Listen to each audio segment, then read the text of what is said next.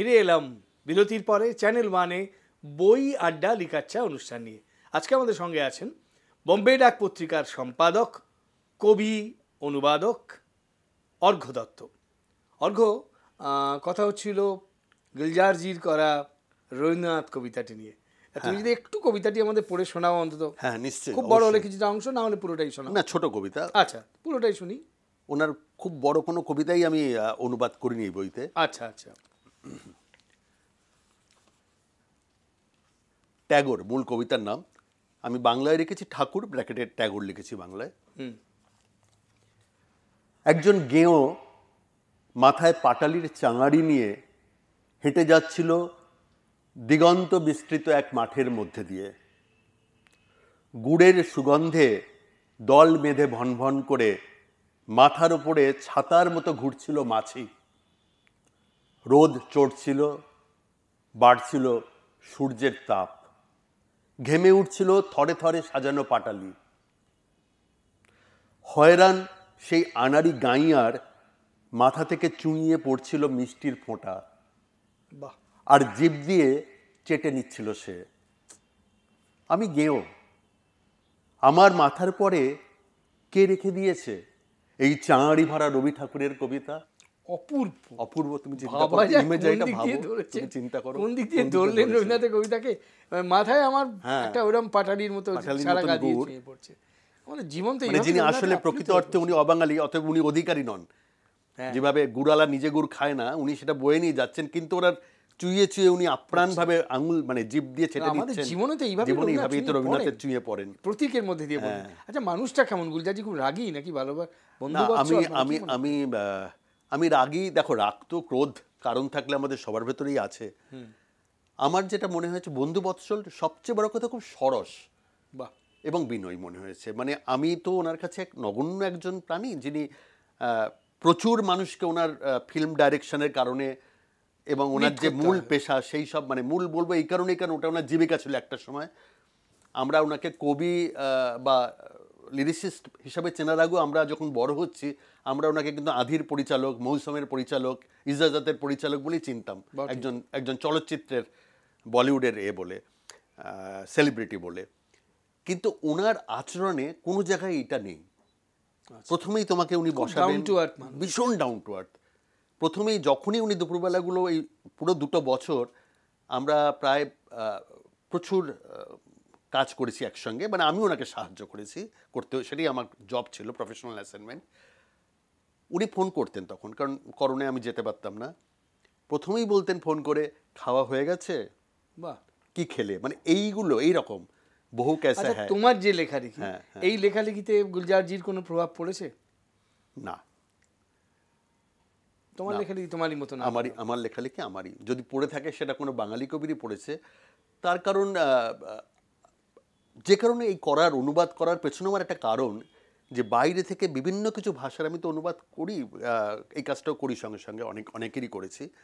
তো আমি বুঝেছি যে বাংলা কবিতার জগতের সঙ্গে এখনও বাংলা বাদ দিয়ে বাকি ভাষাগুলোর যে কবিতার জগৎ, তার সঙ্গে একটা দূরত্ব আছে। আচ্ছা, আমরা তো অনুবাদক অর্ঘ্য দত্তের পরিচয় পেলাম, এবার কবি অর্ঘ্য দত্তের পরিচয়টা আমরা চাই। তোমার লেখা একটা কবিতা তুমি যদি আমাদের পড়ে শোনাও, যারা শুনছেন তারা তোমার রচনারও স্বাদ পাবেন।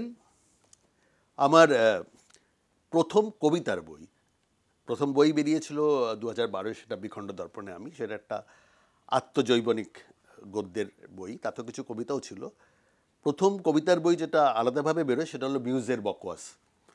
এটা হাওয়াকাল থেকে বেরিয়েছিল, সেইখান থেকে আমি একটা কবিতা পড়ছি। অবশ্যই পড়ো। এ কি কম বয়সে লেখা প্রেমের কবিতা নাকি? না না, কম বয়সে আমি তো লেখা শুরুই করেছি, মানে জীবিকার জন্য বোম্বে থাকার কারণে। আচ্ছা, শুনে নি, আমি শুরুই করেছি একটু দেরিতে। 24 নম্বর কবিতা। কোনো কবিতারই শিরোনাম ছিল না, পুরোটাই একটা সিরিজ। বউকে লুকিয়ে দিলে ডায়মন্ডও ফেলে দিবি ছুঁড়ে, দুপুরে দরজা খুলো, বলি যদি খুলবি না তাও, অথচ দেখাতি ভাব ঠিক যেন প্রেম পাগলিনী। আমারও তো স্বাদ হয় ভালোবেসে কিছু দিই তোকে, কি দেব ভেবে মনে হলো আঘাতই তো ভালো, দেওয়ার মতন দিলে চিহ্ন থাকে সারাটা জীবন। যেমন আমাকে দিলি, সেলোফেন রিবনেতে মুড়ে, বাহবা পেতেই বুঝি কাছে টেনে ঠেলেছিস দূরে। কি ভীষণ ইচ্ছা হয় তোকে কাটি আঁশবটি দিয়ে, ঘনঘোর কালবোস পিছলে যাবি ছাই নেব হাতে, লেজাটা খামচে ধরে আংলি দেব খাবি খাওয়া ঠোঁটে, 2 পা ছড়িয়ে বসে তারপর কাঁদবো ডাক ছেড়ে। মুখপুরি সারা অঙ্গে মেখে বুঝবো তোর রক্ত রসে লাল নয়, নাচে শুধু প্রেমরঙা জারুলের কণা। খুব ভালো, খুব ভালো কবিতা। কিন্তু বউকে লুকিয়ে টুকিয়ে কেন, মানে এটা কি পরকীয়া প্রেমের কবিতা? দেখো, কবিতার এটা সিরিজে ওটার পরকীয়ার মতো একটা প্রেম ভেঙে গেছে বা ভেঙে যাচ্ছে, তারপরে পরবর্তী মানে মিউজের বয়ানে লেখা কবিতার সিরিজ এটা কবিতার প্রয়োজনই এসছে। মানে সুনীলদার মতো তুমি বলবে যে লিখেছে আমি নয়? না, সে তো অবশ্যই যে লিখেছে আমি নয়। এত ভালো একটা বর্ম উনি রেখে দিয়ে গেছেন, কাজে সেটাকে তো ব্যবহার না করা মূর্খতা। আচ্ছা, তুমি এত ভালো প্রেমের কবিতা শুনলে, আর একটা শুনি তোমার তো ছোট কবিতা, আর একটা শুনে নি এই পর্ব অন্তত। কবি অর্ঘ্য দত্ত, তার আমরা পরিচয় পাই, তারপর তোমার সম্পাদনার কর্মের কথায় আসবো। হ্যাঁ ঠিক, তোমার কবিতা একটু শুনে নি। লিখতাম ট্রেনে, যখন অফিস যেতাম তখন ট্রেনে, বোম্বেতে তো সব ট্রেনে যাতায়াত, ওখানে অবশ্য ফার্স্ট ক্লাস আছে, এসি আছে, এইসব আছে। তো এই ট্রেনের যে দীর্ঘ জার্নিটা আমার অফিসের ছিল, তখন লিখতে সেইটা আমার লেখার জন্য, এবং আমার স্ত্রী বলেছিলেন যে ভুলে যাও বলে, তখনও ওই টাইপ করা বাংলাটা শিখিনি আর কি, যখন এইসবগুলো লিখেছি। আর বোম্বেতে তো একটু দেরি করে রাত হয়। হ্যাঁ, অনেক দেরি করে, সন্ধ্যেই হয় 7:30 পৌনে 8টায়। তো ওই ফোনেতে বলে লিখে নিতাম আর কি, মানে অডিও করে নিতাম, তারপরে বাড়ি এসে শুনে নি। হ্যাঁ,